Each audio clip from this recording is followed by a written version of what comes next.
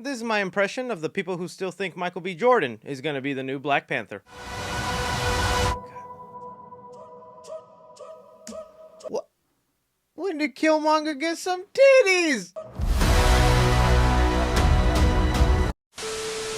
Hello, my Marvel fans. They have finally dropped the second trailer for Black Panther Wakanda Forever, and I gotta be honest with you guys, I didn't know if I'd be this hyped for a Black Panther movie that was not going to feature T'Challa in it. But this trailer, same as the last, it has only heightened my excitement. We get some great Namor action sequences, a look of Ironheart in her actual suit, along with a better idea of what the plot will be for this movie. So what I'm gonna be doing here for you guys is not only giving you my reaction, I'll be giving you my breakdown of this, pointing out little things you might have missed.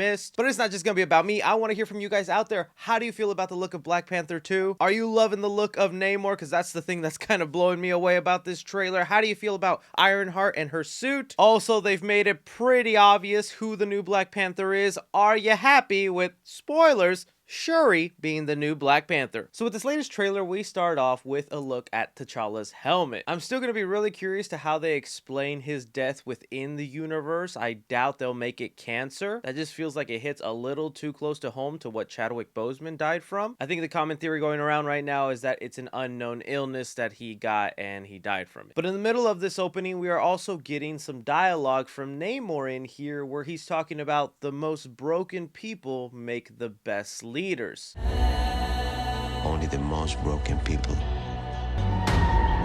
can be great leaders. And I think this is your early on hint about how the story and themes of the film are going to connect with each other, because this movie isn't just about Shuri learning to become the next Black Panther. It might be her becoming the queen of her city, and having to fill in that kind of role could be something that Namor went through. Just from the context of his birth, we should know he had some struggles to become king. It's kind of a cliche story we see over and over with people who fight for the kingdom, where his parents were half human and half Atlantean. Again, I'm just going to be referring to them as Atlantean because we just don't know exactly what they're going to be referred to yet. I know when we first heard that they were taking inspiration from Aztec Mayan culture, that we were like, okay, could that work? But the more I see Namor and what they're doing, I think this was an amazing choice and kind of a great way to adapt Namor. Like, I can't tell you, probably my favorite Funko Pop in a long time. From there, though, we get glimpses of these Atlantean beings overtaking a ship. Now, this is where the plot kind of kicks in and what they're hinting at, because from this trailer, it makes it more obvious Namor and his people are trying to go after Riri Williams. That is the person that we'll come to know as Ironheart, the really smart, intelligent college student that is able to build her own Iron Man suit out of her college dorm. In the last Black Panther movie, we saw that they're going to be opening up their resources to the world and share some of their technology.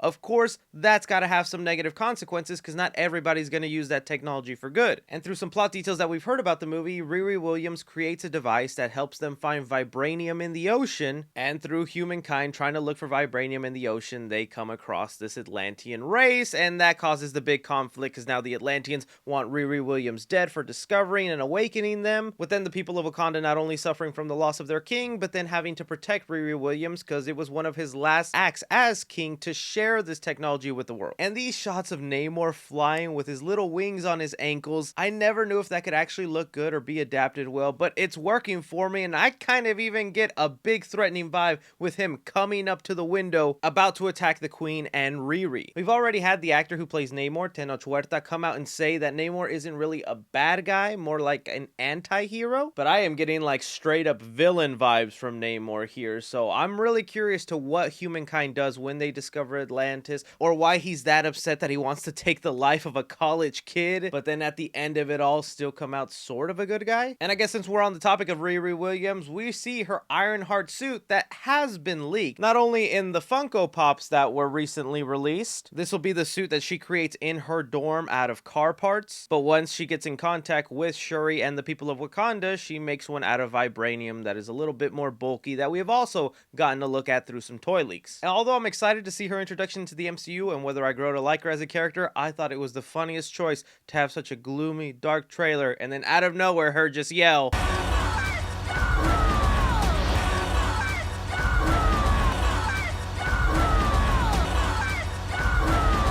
Joking aside though, I do want to bring up one of my concerns where I hope this movie feels like a self-contained important story and it's not just an excuse to introduce more MCU characters. Ironheart here is going to be one of the central key plot point focuses, but they also have to juggle in the fact of now introducing Namor, introducing the Atlanteans, talking about the death of T'Challa, passing on the mantle. There's going to be a lot going on in this movie, and it's no surprise it's one of the longer MCU films that we've had in a very long time.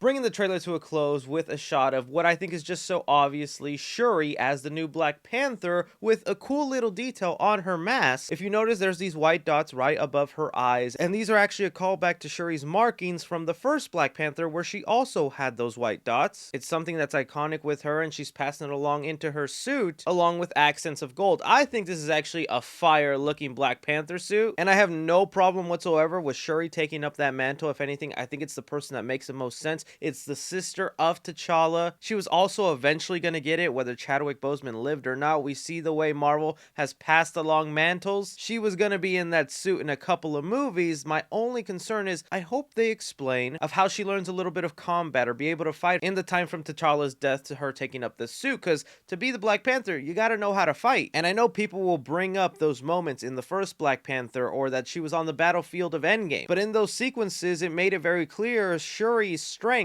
come in her technology. She uses weapons.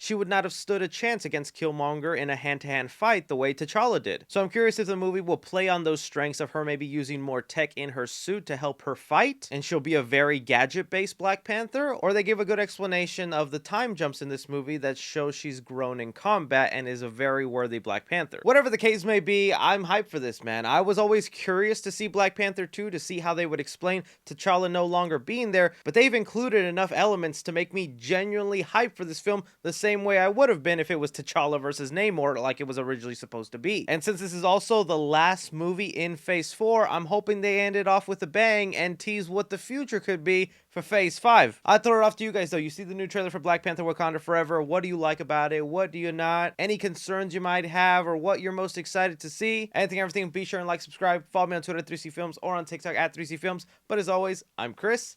Take care.